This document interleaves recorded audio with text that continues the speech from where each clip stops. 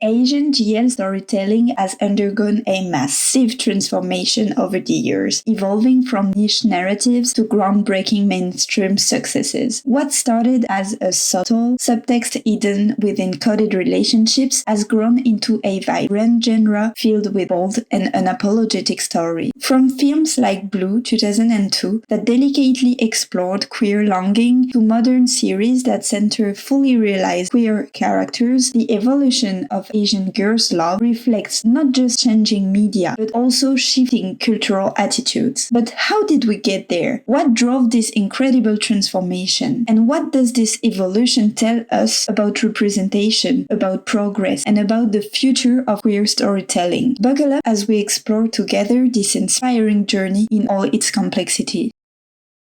Hello, beautiful people, and welcome back to my channel where we explore, analyze, celebrate queer storytelling with a special focus on Asian GL content. GL standing for Girls Love, of course. Today we're diving into a fascinating topic, the Asian GL storytelling then versus now. I cannot wait because I've been preparing this video for ages for you, so I hope you enjoy it as much I had fun creating it. Let's dive in.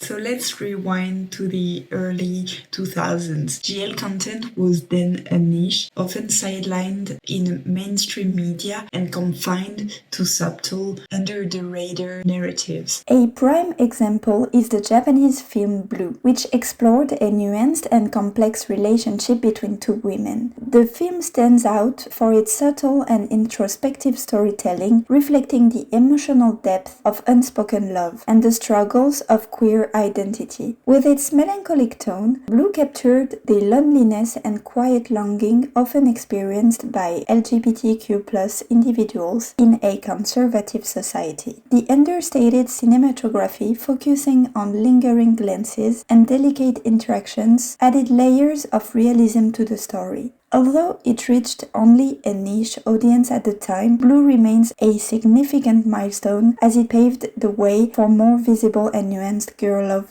narrative in Asian cinema. Though it offered early representation, it reached only a limited audience due to its understated nature. A few years later, works like Spider Lilies, a Taiwan-made film starring popular pop figure Rainy Young as one of the main leads, began to challenge the norms. The film's significance lies in its exploration of queer love in a more explicit and unapologetic way, a rarity for the time. Rainy Young's involvement drew mainstream attention to the movie, bridging the gap between LGBTQ+ themes and wider audiences. By the way, if you don't know about her music, it's amazing, so go check it. It was also praised for its raw depiction of emotional trauma, identity, and connection, which resonated deeply with queer viewers in Taiwan and beyond. Despite societal restrictions, Spider Lilies made waves in international film festivals,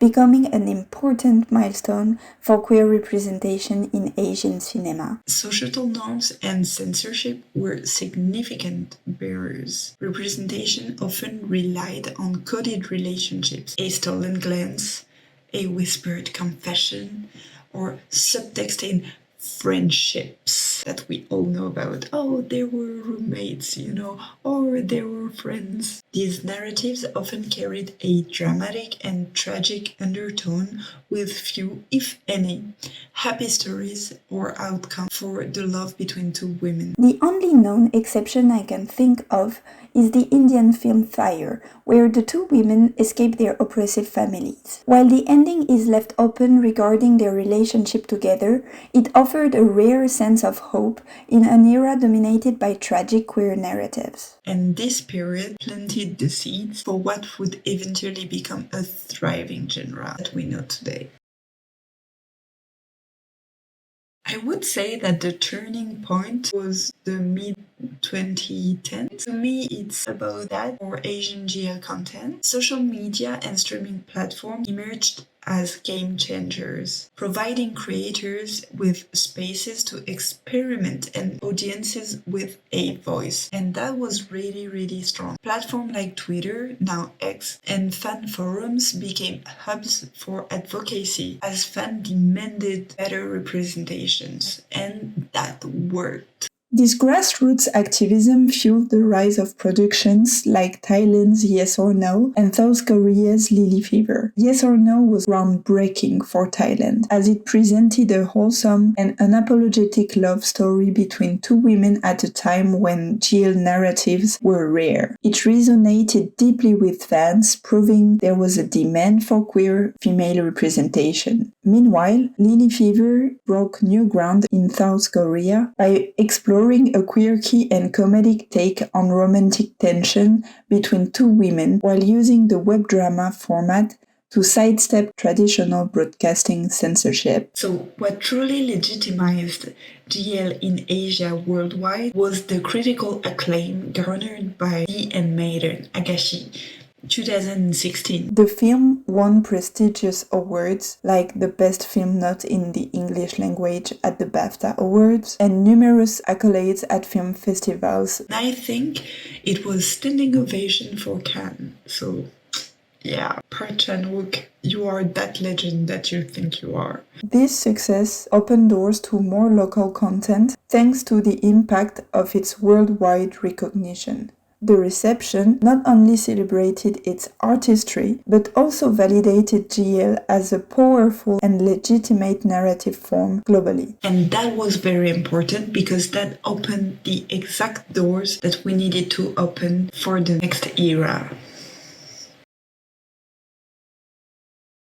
GL genre today is more vibrant, diverse, and authentic than ever before. From Thailand's groundbreaking Gap the series to South Korea's thought-provoking Nevertheless and China's visually stunning Couple of Mirrors, the genre is experiencing a golden age. Gap the series is particularly groundbreaking as Thailand's first GL drama to achieve mainstream success. It brought visibility to queer relationships in a country already known for its BL content or boys love content, but it shifted the focus to women, challenging gender norms and patriarchal expectations. The series sparked important discussion about love, identity, and equality in conservative spaces while resonating with audiences worldwide. Meanwhile, Couple of Mirrors stands out for its visual storytelling and nuanced representation. With its noir-inspired cinematography, symbolic use of mirrors, and deep emotional undertones, the series explored themes of duality, self-discovery, and rebellion. The chemistry between the leads, Shuyoyi and Yanwei, transcends subtext, making their connection feel authentic and undeniable even within the constraints of censorship. Which I will dedicate a video about. These examples exemplify how GL content can push boundaries and provide meaningful representation, elevating the genre to new heights. In recent years, countries that traditionally did not portray girls' love on screen are now seeing content flourish. For example, Myanmar introduced the miniseries She in 2023, which boldly explores a romantic queer narrative in a conservative context. Similarly, Vietnam's film Sister Sister builds on The Handmaiden's momentum to break free in cinema by a thrilling Thai plot. Modern GL narratives go beyond romance, tackling themes like family acceptance, societal pressures, mental health, and personal growth. A series no longer feel like they're written for